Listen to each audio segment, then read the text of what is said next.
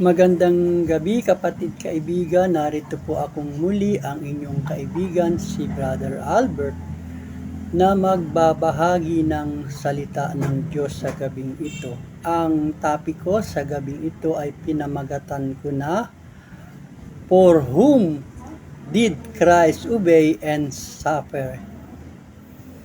Iyan ang paksang aking tatalakayin para alamin at malaman kung kanino ba siya sumunod at nag-suffer.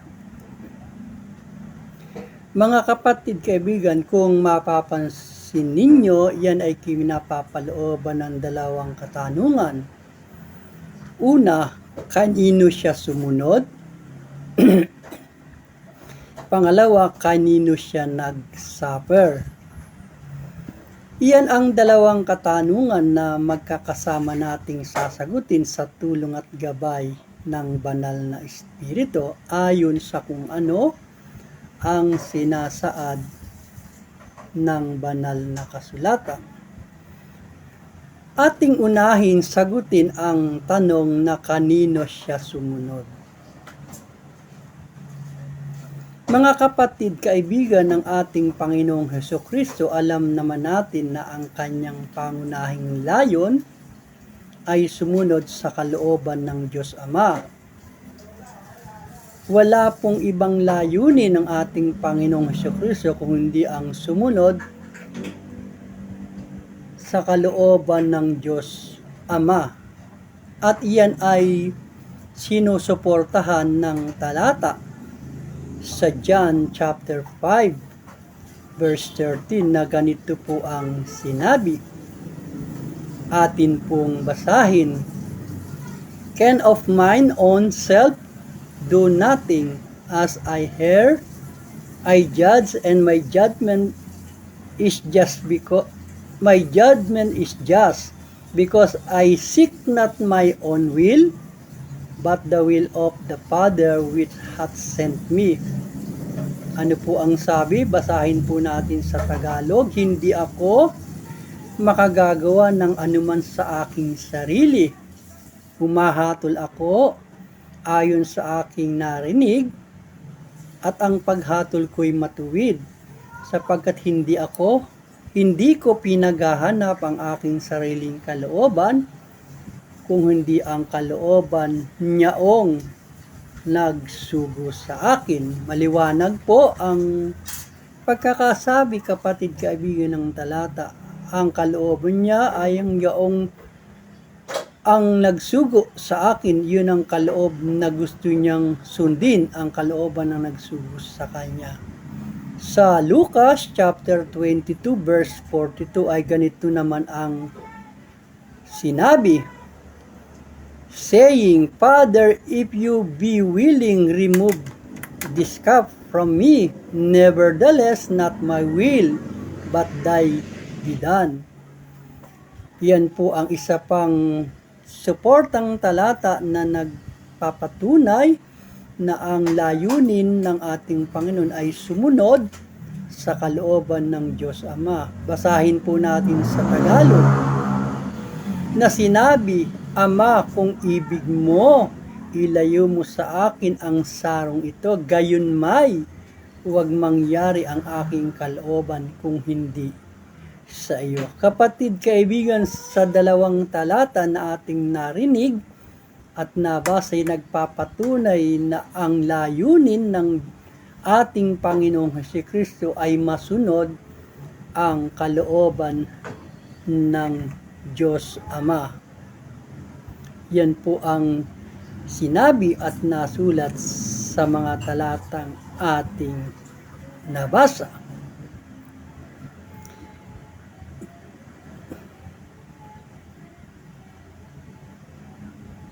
Ang pangunahing nga pong layunin at naisin ng ating Panginoong Hesukristo ay masunod ang kalooban ng Diyos Ama. Ang tanong po ay, bakit? Ano ba ang kalooban ng Diyos Ama na gusto niyang masunod at gawin? Mga kapatid, sa pagpapatuloy ng ating pagtalakay ay ano ba sa palagay natin ang kalooban ng Diyos Ama na nais ng ating Panginoong Hesukristo na dapat niyang magawa at mapulfill. Ako ay magbibigay ng 4 na pangyayari at layunin ng ating Panginoong Hesukristo na dapat ay mapulfill at matupad ang kalooban ng Diyos Ama. Ang unang layunin ng ating Panginoong Hesukristo is to fulfill the will of His Father for humanity's salvation, to save the sinner. Yun po ang una at pangunahing layunin ng Diyos Ama na gustong masunod ng Panginoon na iligtas, mabigyan ng kaligtasan at mailigtas ang mga makasalanan. Yan po ang isa sa layunin at yan po ay sinusuportahan ng talata ang kanyang hangarin at layunin na ang tao'y maligtas. Basahin po natin ang 1 Timothy chapter 1 verse 15 na ganito po ang nasulat. This is a faithful saying and worthy of all acceptation that Christ Jesus came into the world to save the sinner. Napakaliwanag po, kapatid kaibigan, ng pakakabagit.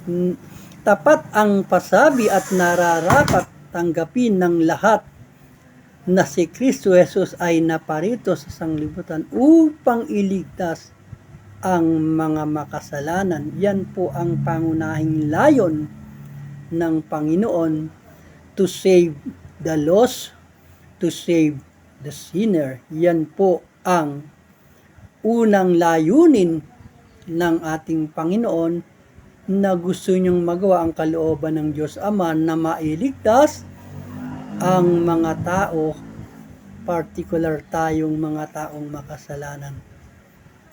Pangalawang layunin na dapat mangyari, accomplishing His Father's purpose for sinners to be holy like Him. Yun pong una, ipinapakita po doon na ang layunin ay mailigtas ang mga makasalanan. Ang pangalawang layunin ay makumpleto, accomplishing His Father's purpose for the sinner to be holy like Him. Maging banal na kagaya niya. Ano po ang sabi sa 1 Peter chapter 1 verse 15 and 16? Ito po ang talatang nagpapatotoo, atin pong basahin. But as He which hath called you is holy, so be ye holy in all manners of conversion.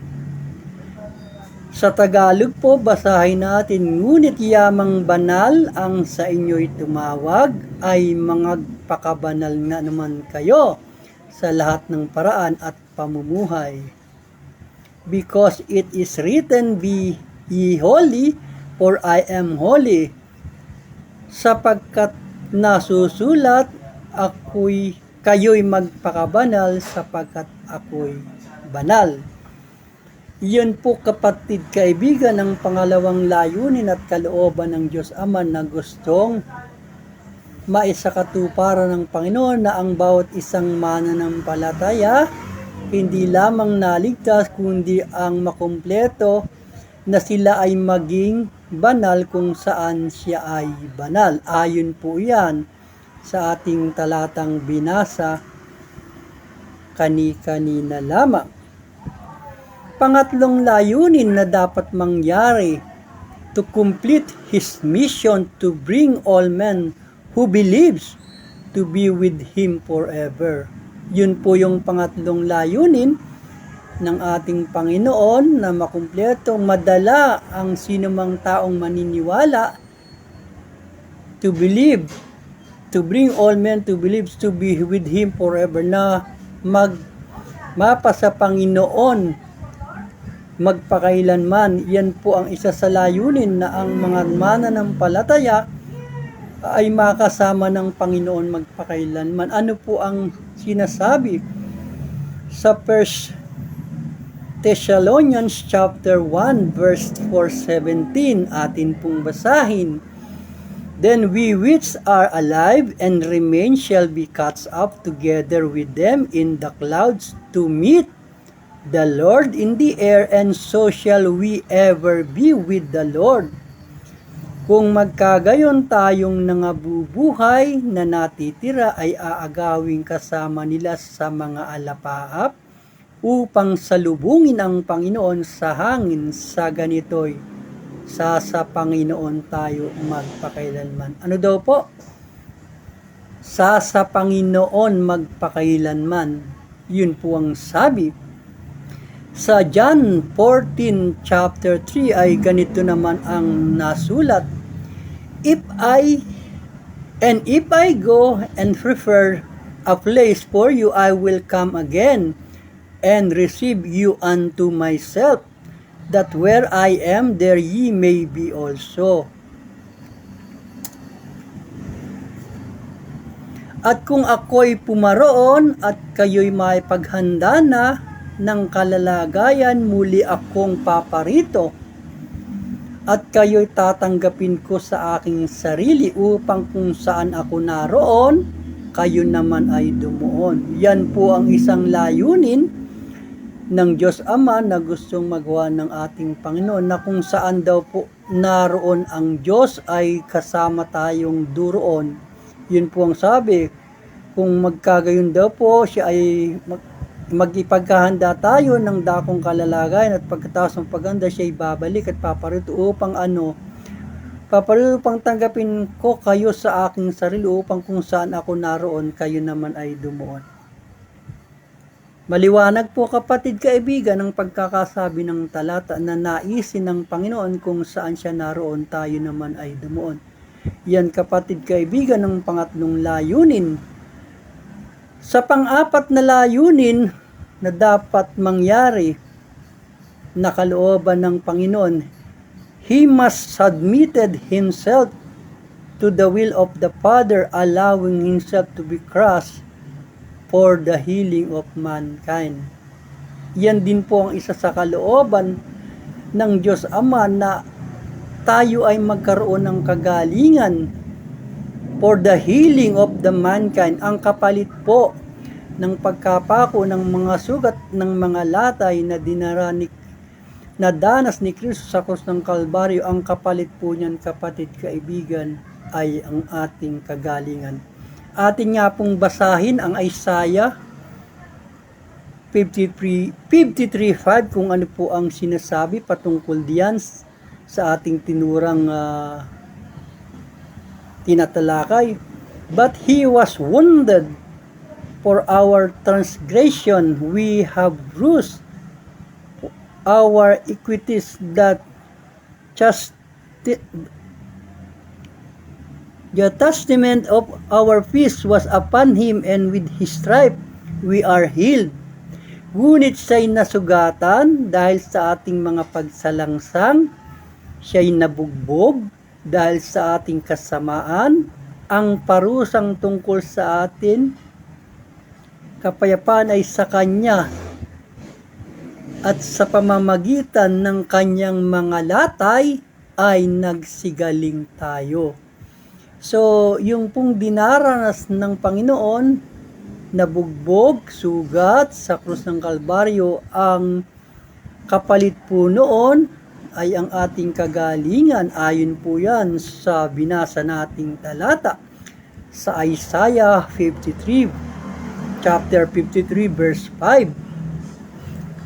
At sa 1 Peter chapter 2, verse 24 ay ito naman din ang sinabi, who is on self bear our sin in His own body on the tree, that we being dead to sin should live unto the righteousness, by whose stripe we are healed.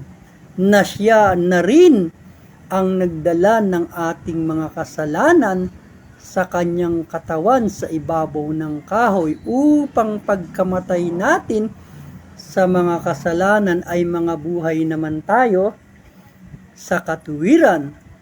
Dahil sa kanyang mga sugat ay nangagsigaling tayo. Ang linaw-linaw po kapatid ng sinasabi nang dahil sa kanyang mga sugat, sa kanyang paghihirap, ang dulot nito'y nagdulot ito ng kagalingan sa ating mga karamdaman. Iyan mga kapatid, kaibigan, ang layunin ng ating Panginoong Jesucristo na ating nabanggit at ating binasa at pinag-aralan, na ang kanyang layunin ay to save the sinner. Yan po ang isa sa pangunahing layunin, to save the sinner, to be holy like Him, maging banal katulad niya, to be with Him forever, makasama ng Diyos magpakailanman, to be healed in our illness, gumaling sa lahat ng karamdaman. Napakaganda pong layunin, mga kapatid, kaibigan, ang gusto ng Panginoong Jesucristo na kalooban ng Diyos Ama na magkaroon tayo ng mga nabanggit na ito. Darako na tayo sa pangalawang katanungan. Yung una pong katanungan ay kanino siya sumunod? Ang sagot po'y sumunod siya sa kalooban ng Diyos Ama. Ang pangalawa pong katanungan, kanino siya nagsuffer?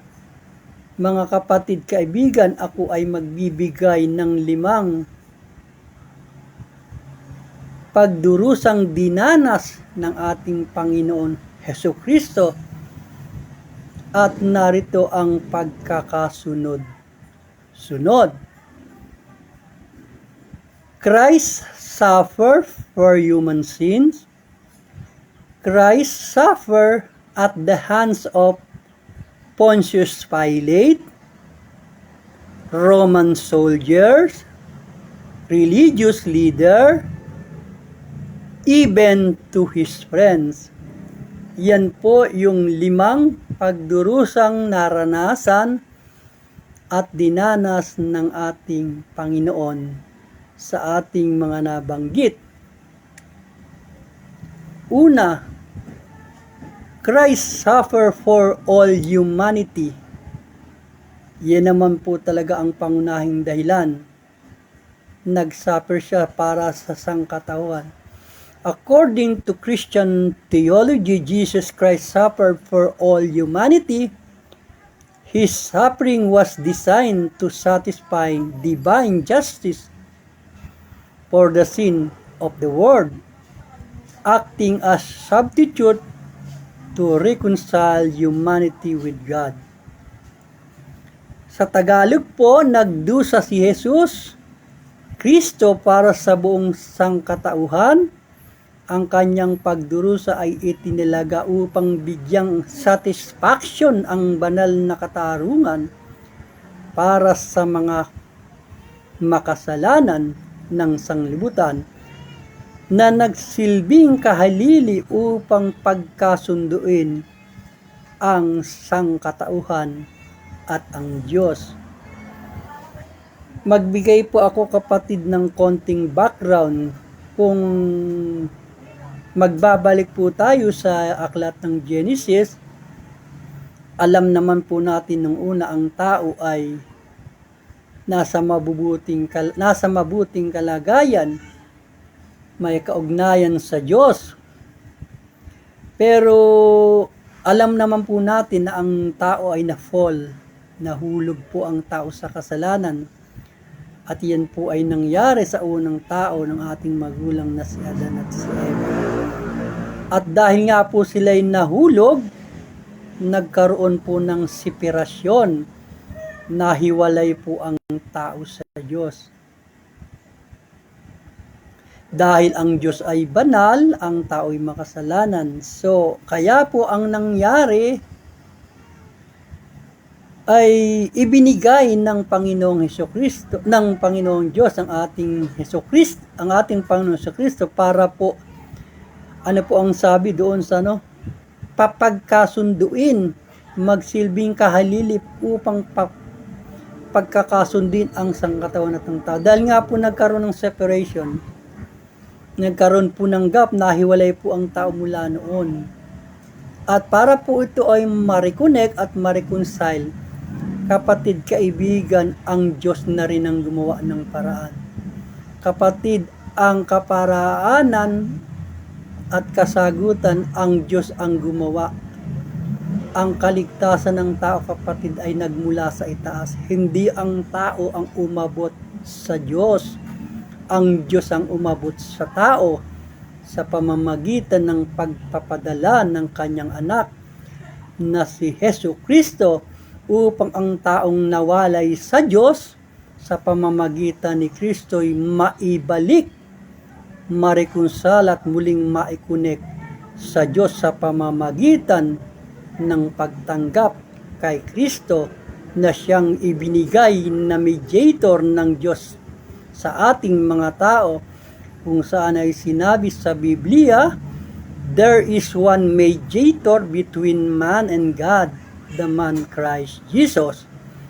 Kaya po, si Kristo lamang ang tagapamagitan nating mga tao para makapagbalik sa Diyos. Siya po ang itinalaga ng Diyos na tagapamagitan na minsang nahiwalay dahil sa kasalanan at muling maibabalik dahil kay Kristo kung ang mga tao'y tatanggap kay Kristo bilang Panginoon at tagapagligtas ng kanilang buhay. Yan po, kapatid, kaibigan, ang maikling istorya kung bakit kailangang papagkasunduin ang tao sa Diyos para mapanumbalik dahil nga po sa pagkakahulog sa kasalanan ng unang tao. At bilang pagpapatunay po na ang Diyos ang kahalili para pagkasunduin ang sangkatawan sa Diyos, atin pong basahin ng 1 Peter chapter 3 verse 18. For Christ also hath once suffered for sin, the just for the unjust, that he might bring us to God, being put to death in the flesh, but quickened by the Spirit. Sapagkat si Kristo na may nagbatan ng minsan dahil sa mga makasalanan ang matuwid dahil sa mga hindi matuwid, upang tayo'y madala niya sa Diyos. Siyang pinatay sa laman, ngunit binuhay sa Espiritu. Ipinadala nga po ang ating Panginoon, nagdusa, ipinadala para po ang tao'y matubos. Ano naman po ang sabi sa Romans 5 chapter 8? But God commanded His love toward us in that while we were yet sinner, Christ died for us. Ano po ang sabi? Datapwat ipinagtatagubili ng Diyos ang kanyang pag-ibig sa atin nang tayo'y makasalanan pa, si Kristo'y namatay dahil sa atin. Itinalaga po ng Diyos ang kanyang anak. Inibig tayo sa panahong tayo'y makasalanan pa para, kapatid, kaibigan, ang taong nalayo at nawalay ay muling mapanumbalik sa Diyos. Yan po yung una, nagsuffer ang ating Panginoon sa kasalanan ng sangkatawan. Pangalawa, Christ suffered also at the hands of the following, sa mga kamay ng mga sumusunod. He suffered under the Roman Governor Pontius Pilate, representing the political condemnation. Kung bigyan ko po kayo, kapatid, ng maikling background, alam naman po natin ang kasaysayan ng pagkakahatol ni Poncio Pilato. Alam po niya ang Panginoon ay malinis at walang kasalanan. Datapwat alam po natin na si Poncio Pilato ay humatol nang sa paningin natin ay parang hindi tamat sapagkat alam naman niya na ang Panginoon ay walang kasalanan, pero siya po, mga kapatid, kaibigan, ay na-pressure sa panawagan ng mga tao, ng crowd, na hinihiling ng mga taong ito na si Barabas ang pawalan at ang Panginoong Kristo ang ikulong. Dahil alam naman po natin si Poncio Pilato ay gobernador, na maaaring siya po ay nagkaroon ng takot na hindi pagbigyan ang kahilingan ng mga tao, ng napakaraming tao na sinisigaw na si Kristo ang ikulong at si Barabas ay pawalan. In short, nagpasya nga po at nagdesisyon si Poncio Pilato sa kahilingan ng mga taong piliing palayain si Barabas at si Kristo ang ikulong. Diyan po ay makikita natin na nagsuffer si Kristo sa maling desisyon na ginawa ni Poncio Pilato para sa kanyang sariling interes na manatili marahil sa pwesto bilang isang gobernador. So, ano po ang sabi? Atin pong basahin ang Matthew 27, chapter 27, verse 21 up to 26. Datapwat, sumagot ang gobernador at sa kanya'y sinabi, alin sa dalawa ang ibig niyong sa inyo'y aking pawalan? At sinabi, si Barrabas. At sinabi sa kanila ni Pilato, anong gagawin ko kay Jesus na tinatawag na Kristo? Sinabi nilang lahat, mapako siya sa krus. At sinabi niya, bakit? Anong kasamaan ang kanyang ginawa? Datapot sila'y lalong nangagsigawan na nagsasabing, mapako siya sa krus. Kaya't nang makita ni Pilato na wala siyang magawa, kundi bagkus pangang lumala ang kaguluhan, siya'y kumuha ng tubig at naghugas ng kanyang mga kamay sa harap ng karamihan na sinasabi, wala akong kasalanan sa dugo nitong taong matuwid. Ito po ang sabi niya, matuwid na tao, kayo na ang bahala niyan. At sumagot ang buong bayan at nagsabi, mapasa amin ang kanyang dugo at ang aming mga anak, sa aming mga anak. Nang magkagayoy, pinawalan niya sa kanila si Barrabas, ngunit si Jesus ay hinampas at upang ipako sa krus. Yan po ang malinaw na nasulat sa Mateo chapter 27 verse 21 up to 26, na kung saan si Pontius Pilate ay nagdesisyon sa panawagan ng maraming tao na ikulong si Kristo at pawalan si Barrabas nang dahil sa pressure ng mga taong si Kristo ang makulong at si Barrabas ay pawalan. Nagsuffer ang ating Panginoon kay Poncio Pilato sa mali desisyon na kanyang ginawa. Yun po yung unang suffering na naranasan ng ating Panginoon sa kamay ng mga tao.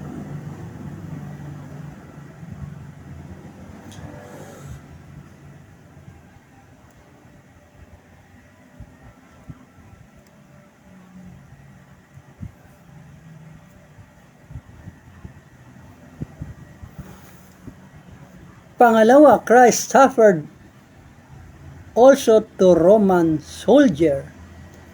He suffered physical torture, including scourging, paghagupit, makiri, and crucifixion. Ano po ang sabi sa Mateo 27:20? Chapter 27, 27 up to 31. Then the soldier of the governor took Jesus into the common hall and gathered unto him the whole band of soldiers. Nang magkagayoy, dinala si Jesus ng mga kawal ng gobernador sa pretoryo at nagkatipon sa kaniya ang buong pulutong. And they striped him and put on him a scarlet robe. At siya'y kanilang hinubdan, dinamutan siya ng isang balabal na kulay ube. And when they had platted crown of thorn, they put up upon his head, and read it his right hands, and they bow the knee before him and mock him, saying, Hail, King of the Jews! At sila'y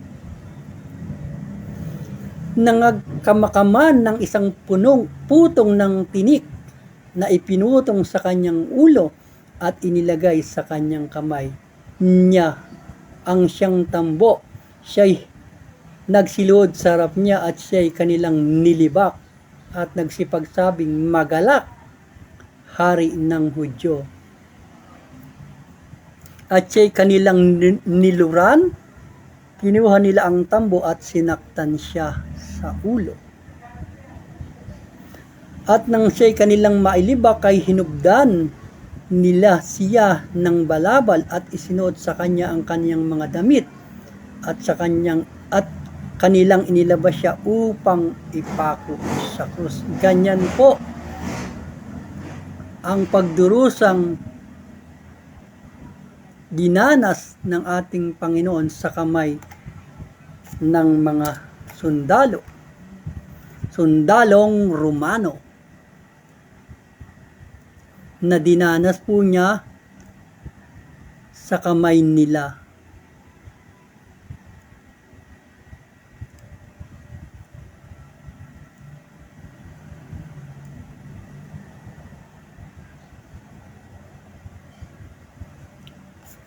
Ito.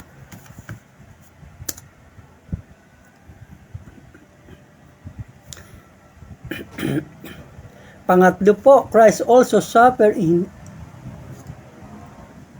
ABCD. Pangatlo, Christ suffered to the religious leader.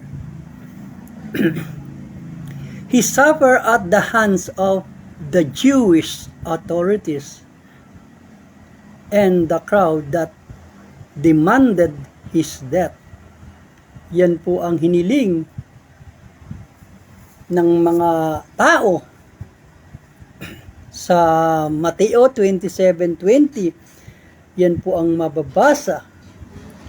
But the chief priests and elders persuaded the multitude that they should ask Barabbas and destroy Jesus. Inudyukan ng pangulong saserdote ang mga matatanda, ang karamihan, na hingin nila si Barabbas at puksain si Jesus. Yan po ang sigaw ng mga tao na inudyukan po ng mga pangunahing saserdote, ng matatandang pangulong saserdote at ang matatanda ng mga karamihan ay hingin si Barabbas at si Kristo ang puksain. Nagdanas din po siya ng pagdurusa sa kamay ng mga Jewish people. At panghuli po, Christ also suffered to his friend. He abandonment by his disciple. Yan din po ay isa sa masakit na karanasan na ang nadanas ng Panginoon sa kanyang mga kaibigan at alagad, na hindi niya marahil inaasa na kung ang mga kaibigan niya ay isa rin makapagbibigay sa kanya ng sakit na naranasan, sapagkat itinuturing mong kaibigan na sa mga panahon na iyon sila pa pala ang mag-iiwan at magsisitakas sa iyo, na kung saan, mga kapatid, yan po ay nature ng tao, na pag ang kaibigan mo ay nalalagay na sa mga panganib, nangyayari pong ang kaibigan ay lumalayo at dumidistansya. Kaya ang sabi po, even his friend he abandoned by his disciple. Dumanas din po siya ng pagdurusa ng kalungkutan dahil siya'y iniwan ng kanyang mga alagad. Atin pong basahin ang Mark 14:50, and they all forsook him and fled, at iniwan siya ng lahat at nagsitakas.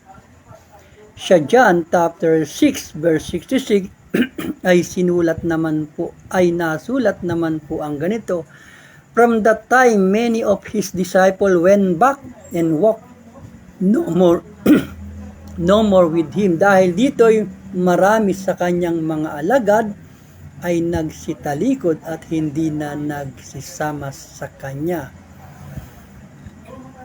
Ano pa po ang sabi sa Mateo 26:56? But all this was done, the scripture of the prophets might be fulfilled. Then all disciples forsook him and fled.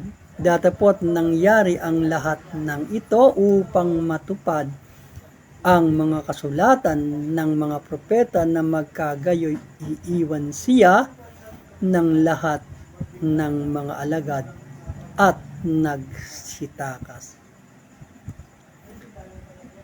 Mga kapatid, yan po ang mga pagdurusang dinanas ng ating Panginoon. Una, sa ating mga kasalanan. Pangalawa, nagdusa rin sa mga tao, sa mga gobyerno, pamunuan, at sa mga kaibigan, na sakripisyong ginawa ng ating Panginoon para lamang matubos tayong mga tao. Mga kapatid, sa aking pagtatapos, nais ko lang mag-iwan ng ilang mahamong paalaala. Kapatid, kaibigan, ayon sa ating napag-aralan, napakaganda ng mga layunin ng Diyos sa ating mga tao, na sana ay pahalagahan natin ang mga layunin ito, na huwag sanang mangyari na mawalang saysay at kabuluhan ang mga magagandang layunin dahil sa ating pagtanggi sa Kanya bilang tagapagligtas ng ating mga kaluluwa, at kasabay nito ay hindi natin maranasan ang magagandang layunin ng Diyos sa bawat isa sa atin, na ang naging dahilan lang ay ang hindi natin pagtanggap sa Kanya bilang Panginoon at tagapagligtas ng ating buhay. Kapatid, kaibigan, huwag nawang mangyari, masayang at mawalan ng kabuluhan ang mga pasakit na naranasan ng Panginoon sa kamay ng mga tao at sa kasalanan. Huwag nawang masayang na hindi ito pakinabangan dahil sa patuloy na pagtanggi natin sa Kanya bilang ating Panginoon at tagapagligtas. Kapatid, kaibigan, ito ang panahon, ito ang oras, may pagkakataon ka pa para tanggapin at palagahan ang sakripisyong ginawa ng Panginoon para sa ating mga tao sa pamamagitan ng iyong pagkilala, pagtanggap sa Kanya bilang iyong Panginoon at tagapagligtas ng iyong buhay. Sa ganon, huwag mawalan ng kabuluhan ang layunin at sakripisyo ng Diyos sa buhay mo.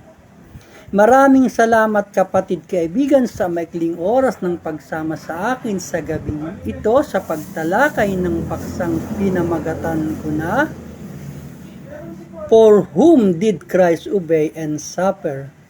Sa kalooban ng Panginoon, sa susunod na linggo ay muli akong tatalakay ng panibagong topic. Ingatan tayo ng ating dakilang Diyos sa ating pansamantalang pagtulog upang bigyan daan kapahingahan ang mga lupang katawan sa maghapon ng paggawa. Hanggang sa muli, maraming salamat, magandang gabi.